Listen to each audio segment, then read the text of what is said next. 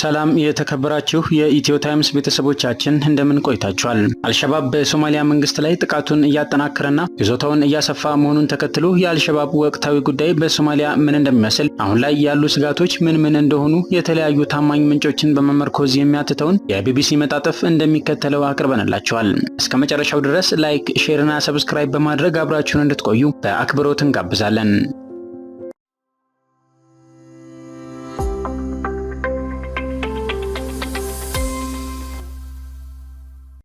በደቡብና በመካከለኛው ሶማሊያ ዳግም የተቀሰቀሰው የአልሸባብ መልሶ ማጥቃት የመንግስት ሰራዊት ላለፉት 3 ዓመታት በከባድ መስዋዕትነት በቁጥጥሩ ስር ያዋላቸውን ግዛቶች እንዲለቅ በማድረግ በዋና ከተማይቱ ሞቃዲሾ ላይ ከባድ ጥቃት ሊያደርስ ይችላል የሚል ስጋት ፈጥሯል።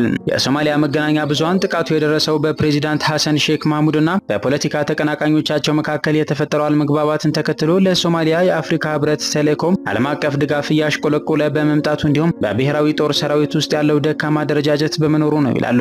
የአልሸባብ ጥቃት በየካቲት ወር በከፍተኛ ደረጃ ተጠናክሮ የነበረ ሲሆን ትኩረቱን የዋና ከተማዋ ሞቃዲሾ አጎራባች በሆኑትና በመካከለኛው ሂራን ክልል አካባቢዎች በሚገኙት የታችኛውና መካከለኛው ሸበሌ ላይ አድርጎ ነበር። አልሸባብ እንደ አውሮፓውያኑ አቆጣጠር ከ2022 ጀምሮ በመንግስት ጦር ኃይል ተወስደውበት የነበሩትን በ3 ክልሎች የሚገኙ በርካታ መንደሮችንና ከተሞችን በቁጥጥሩ ስር አውሏል። እነዚህ በታጣቂዎቹ ቁጥጥር ስር ዳግም የወደቁ ስፍራዎች በሞቃዲሾና በሸበሌ ክልል እንዲሁም በተቀረው የአገሪቱ አካባቢዎች ወታደሮችንና አስፈላጊ ቁሳቁሶችን ለማጓጓዝ ወሳኝ ናቸው። የሶማሊያን ጦር የሚደግፉት የአሜሪካ፣ የቱርክና የኢትዮጵያ አየር ኃይሎች ተደጋጋሚ የአየር ድብደባዎች ቢያደርጉም አልሸባብ ግን ማንሰራራቱ አልቀረም። ታጣቂዎቹ ከተሞችን የሚያገናኙ መንገዶችን የቆረጡ ሲሆን የጦር መሳሪያ የጫኑ ተሽከርካሪዎችን ወደ ሞቃዲሾ ለማስገባት የሚያስችሉ ድልድዮችንም በቁጥጥራቸው ስር አውለዋል። ከዚህም በተጨማሪ ፕሬዚዳንቱን ያጀቡ መኪኖች ላይ ጥቃት ፈጽመዋል። እንዲሁም በመንግስት ቁጥጥር ስር ያሉ ቁልፍ ቦታዎች ላይ ጫና ፈጥረዋል ተብሏል። ሁኔታውን የበለጠ የሚያወሳስበው ደግሞ መንግስት ከምን ጊዜውም በላይ ለአደጋ የተጋለጠ መሆኑ ነው። አልሸባብን ለመዋጋት ይረዳል የተባለው የአፍሪካ ህብረት ተልዕኮ በገንዘብ እጥረትና ወሳኝ በሆነ የሽግግር ወቅት ፖለቲካ አለመግባባት ቅርቃር ውስጥ ገብቷል። ፕሬዚዳንት ማህሙድ ከ5 አስርት ዓመታት በኋላ በሀገሪቱ ለመጀመሪያ ጊዜ ቀጥተኛ ምርጫ እንዲካሄድ መወሰናቸውን ተከትሎ ከተቀናቃኞቻቸው ጋር ውዝግብ ውስጥ ገብተዋል። ፕሬዚዳንት ማህሙድ በአውሮፓውያኑ አቆጣጠር መጋቢት 18 2025 ዓ.ም ሞቃዲሾ ውስጥ ከአልሸባብ ጋር ውጊያ ወደሚካሄድበት አካባቢ ሲጓዙ የአጃቢዎቹ መኪና ላይ ከቦምብ ጥቃት ተርፈዋል። በሚቀጥለው ዓመት ለቀጥታ ፕሬዚዳንታዊ ምርጫ እንደ ሙከራ ሆኖ ያገለግላል ተብሎ የሚጠበቀው የአካባቢ ምክር ቤት ምርጫ በሰኔ መጨረሻ ለማካሄድ ቀጠሮ ተይዟል። የፕሬዚዳንቱ ተቀናቃኞች የዚህ እቅድ አዋጭነት ላይ ጥያቄ ያነሱ ባሉበት ወቅት መንግስት ተጨማሪ ቦታዎችን በአልሸባብ መነጠቅ የሚችልበት ሁኔታ የበለጠ ገዝፎ መታየት ጀምሯል። ይህ በእንዲህ እንዳለ በፌዴራል መንግስትና በክልሎች መካከል ያለው ስር የሰደደ የስልጣን ሽኩቻ የሰላምና የአገር ግንባታ ሂደቱን ማደናቀፉን ቀጥሏል። በአልሸባብ ከባድ ጥቃት ከደረሰባቸው አካባቢዎች አንዱ መካከለኛው ሸበሌ ሲሆን እስከ ሚያዝያ 16 ቀን ድረስ ለሰራዊቱ ዋና የሎጂስቲክስ ማዕከል ሆኖ ያገለገለችውን አዳል ያባልን ጨምሮ በርካታ መንደሮችን እንዲሁም ከተሞችን በቁጥጥሩ ስር ማድረግ ችሏል። የአዳል ያባል በታጣቂዎቹ እጅ መውደቅ ለሰራዊቱና ለመንግስት ቁልፍ ቦታን ከማጣት ባሻገር ተምሳሌታዊ ውድቀት ነበር። አልሸባብ የመንግስት ኃይሎች ላይ የውጊያ የበላይነት ባሳየበት ወቅት የአገሪቱ ጦር አዛዥ ጀነራል ኦዶዋ ዩሱፍ ራጌህና ወታደራዊ ፍርድ ቤት ኃላፊ ሐሰን አሊኑር በከተማ ውስጥ ነበሩ ተብሏል። ከተማዋ በአልሸባብ ቁጥጥር ስር ከመውደቋ አንድ ወር በፊት ፕሬዚዳንት ማህሙድ በስፍራው የሚገኙ ወታደሮችን አግኝተው ንግግር አድርገው ነበር። አልሸባብ የጦር አዛዡ ተጠቅመውባት የነበረችን ከተማ በቀላሉ በእጁ ማስገባት መቻሉን ለፕሮፓጋንዳነት ተጠቅመውበታል። አልሸባብም መካከለኛው ሸበሌን ከሞቃዲሾና ከመካከለኛው ሶማሌ ክልሎች ጋር የሚያገናኙትን በርካታ መንገዶችን ቆርጧል። ከነዚህም መካከል የክልሉን ዋና ከተማ ጆሃርንና የባላድ ከተማን የሚያገናኘው ዋና መንገድ ይገኙበታል። ይህ መንገድ ሞቃዲሾን ከመካከለኛው ሸበሌ፣ ሂራንና ጋልጉዱድ ከሚገኙ በርካታ ከተሞች ጋር ያገናኛል። አሁን በመንግስት ቁጥጥር ስር የሚገኙት እንደ ጆሃርና ማሃዳይ ያሉ ዋና ዋና ከተሞች መንገዶቻቸው በታጣቂ ቡድኑ ቁጥጥር ስር ወድቆ ስጋቱ ውስጥ ገብተዋል። ታጣቂዎቹም ከአደን ያባል በኋላ በክልሉ ውስጥ ለሰራዊቱ በጣም አስፈላጊ የሆነውን ዋርጋዲን መያዛቸውን እየገለጹ ነው። መንግስትና አንዳንድ የግል መገናኛ ብዙሃን የአገሪቱ ጦር አካባቢውንና ቁልፍ የአየር ማረፊያ ቦታን መልሰው በቁጥጥራቸው ስር መዋል ችለዋል ሲሉ ያስተባብላሉ። በሂራን አልሸባብ ብዙ ቦታዎችን ዳግም በቁጥጥሩ ስር መዋል ችሏል። አብዛኞቹ በመጀመሪያ በመንግስትና በተባባሪ የጎሳ ታጣቂዎች በሁለት 2022 እና 2023 ከእጁ የወጡ ነበሩ። ክልሉ ከ2022 ጀምሮ በአልሸባብ ላይ የማያቋርጥ ጥቃት የሚሰነዝረውና የመንግስት ደጋፊ የሆነው የማአዊስሌ ተዋጊ ቡድን መነሻ ነው። ታጣቂዎች በአሁን ጊዜ ሞቆኮሪን እየከበቡ ሲሆን ግንቦት 18 ከከተማዋ ውጪ ከባድ ጦርነት መካሄዱ ተዘግቧል። በታጣቂዎችና በመንግስት ኃይሎች መካከል ውጊያ እየተካሄደ ባለበት ወቅት መንግስት ወታደሮቹን ከሞቆኮሪ ኤልደርና ማሳጋዋን ጨምሮ ከታላላቅ የጦር ሰፈሮች ለማስወጣትና እንደገና የማጥቃት ስልት ለመቀየስ እያሰበ መሆኑን የሚያሳዩ መረጃዎች እየወጡ ነው። የአልሸባብ የጭነት መኪናዎች የሸበሌ ወንዝን አቋርጠው ወደ ሞቃዲሾ ለመግባትና ለመውጣት የሚጠቀሙባቸውን በታችኛው ሸበሌ አውድግሌ፣ ፓሪሬ፣ ሳቢድና አኖሌ የሚገኙ ቁልፍ ድልድዮችን ተቆጣጥሯል። ከቅርብ ዓመታት ወዲህ በሞቃዲሾ የሚደርሰው ከባድ የአልሸባብ የአጥፍቶ ጠፊ ጥቃት ከቀነሰባቸው ዋና ዋና ምክንያቶች አንዱ የመንግስት ኃይሎች ታጣቂዎቹን ከነዚህ አካባቢዎች በማስወጣታቸው ነበር።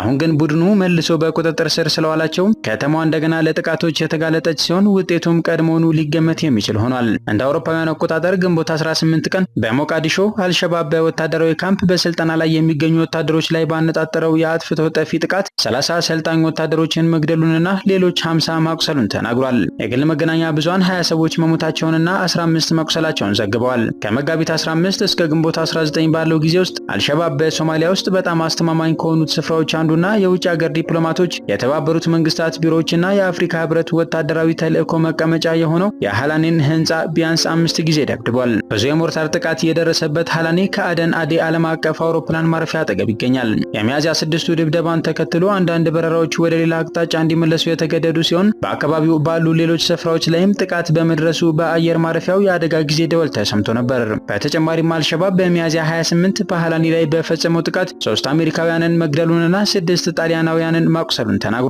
ባለስልጣናት መገናኛ ብዙሃን ጥቃቱን እንዳይዘግቡት ከልክለዋል። ታጣቂ ቡድኑ ፕሬዚዳንቱ መጋቢት 18 ቀን በሂራንና በመካከለኛው ሸበሌ የሚገኙትን ወታደሮች ለመጎብኘት ከሞቃዲሾ ሲወጡ አጃቢዎቻቸው ላይ የቦምብ ጥቃት መፈጸም ችሎ ነበር። ምንም እንኳን ፕሬዚዳንቱ ጉዳት ባይደርስባቸውም ጥቃቱ ቢያንስ 8 ሰዎችን ሲገድል የከተማዋን ደህንነት የስጋት ጥላ እንዲያንዣብብበት አድርጓል። በተጨማሪም አልሸባብ ከሞቃዲሾ ወጣ ብለው ከአፍጎዬ ከተማ ጋር በሚያገናኘው መንገድ ላይ የሚገኙትን ላፎሌ፣ ሀዋ አብዲና ኤላሻቢያ አካባቢዎችን ለአጭር ጊዜም ቢሆን በቁጥጥር ስር አውሏል። በሶማሊያ የአፍሪካ ህብረት የሽግግር ተልዕኮ አትሚስ ስልጣን ባለፈው ታህሳስ በይፋ አብቅቷል። እቅዱ የሶማሊያ ጦር የአገሪቱን ጸጥታ ሙሉ በሙሉ እንዲቆጣጠሩ የነበረ ቢሆንም መንግስት በሽግግሩ ወቅት ኃይሉን ለማጠናከር አዲስ ተልዕኮ እንዲሰማራ ጠይቋል። እንደ አውሮፓውያኑ አቆጣጠር በታህሳስ 27 2024 የተባበሩት መንግስታት የጸጥታው ምክር ቤት አዲሱን የአፍሪካ ህብረት ድጋፍና ማረጋጋት ተልዕኮ ኤዩሶም ከታህሳስ 2025 ጀምሮ ለ12 ወራት እንዲቀጥል አጽድቋል። ሆኖም ጥቂት ወታደሮች ወደ 11 ሺህ አካባቢ የሚጠጉ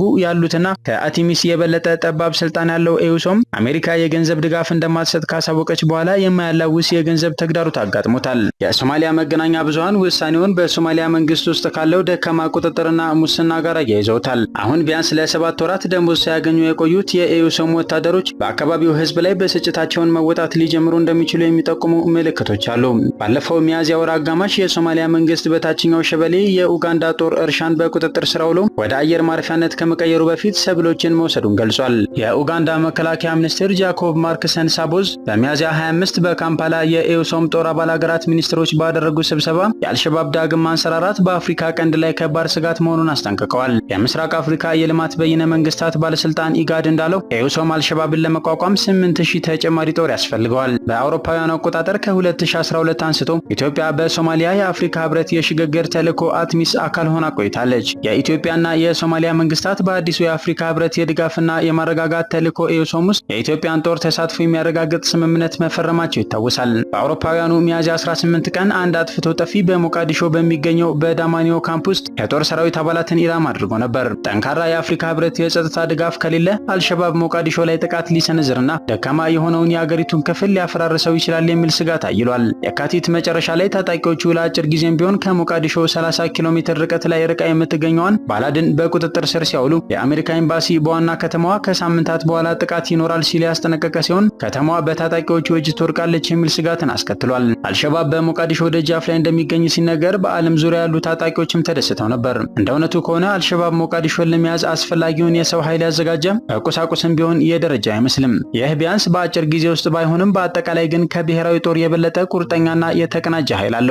በመስከረም 2022 መንግስት ቡድኑ ከ15000 እስከ 18000 የሚደርሱ ተዋጊዎች እንዳሉት ገምቶ ነበር። ነገር ግን በተለያዩ ምክንያቶች የታጣቂዎቹ ቁጥር ከጊዜ ወደ ጊዜ እየቀነሰ መጥቷል። መንግስት 2 እጥፍ ወታደሮችና የደህንነት አባላት አሉት። አንድ የተቃዋሚ ፓርቲ የፓርላማ አባል በመጋቢት ወር እንደገለጹት የፖሊስ መኮንኖችንና የስለላ መኮንኖችን ጨምሮ መንግስት እስከ 70 ሺህ የሚደርሱ የሰራዊት አባላት እንዳሉት ተናግረዋል። ነገር ግን የመንግስት ኃይሎች በጎሳ ክፍፍል፣ በስነ ምግባር፣ በስርዓት ጉድለትና በተበታተነ የስልጠናና የእዝ መዋቅር ደካማ ናቸው። ሶማሊያ የሀያላን ሀገራት ድጋፍ አላት። እንደ ሶማሊያ መገናኛ ብዙሃን ዘገባ ከሆነ ቱርክ በቅርቡ በሞቃዲሾ የሚደርስ ጥቃትን ለመከላከል በሚል 500 ወታደሮችን ወደ አገሪቱ የላከች ሲሆን 2000 ተጨማሪ እንደሚመጡ ገልጻለች። ቱርክ በሶማሊያ ሰፊ መዋዕለ ንዋይ የምታፈስ ሲሆን በሺዎች የሚቆጠሩ ወታደሮቿን በማሰልጠን የጦር አውሮፕላኖችን ጨምሮ የላቀ የጦር መሳሪያዎችን ትደግፋለች። በተጨማሪም በሞቃዲሾ ከሚገኙ ትልቅ የባህር ማዶ ሀገራት ወታደራዊ ካምፖች መካከል አንዱ የቱርክ ነው። ምንም ይሁን ምን የአልሸባብ ጥቃት ስኬት በሶማሊያ ውስጥ ዘላቂ መረጋጋትን ወደ ነበረበት ለመመለስ ለዓመታት የተደረገው ጥረት ላይ ከባድ ጉዳት ያደረሰ ነው። ውድ የኢትዮ ታይምስ ቤተሰቦቻችን ለዛሬ ያዘጋጀንላችሁ ጥንቅር ይህንን ይመስል ነበር። በሌላ ተመሳሳይ ዝግጅት እስክንገናኝ ድረስ ቸር ያቆየን።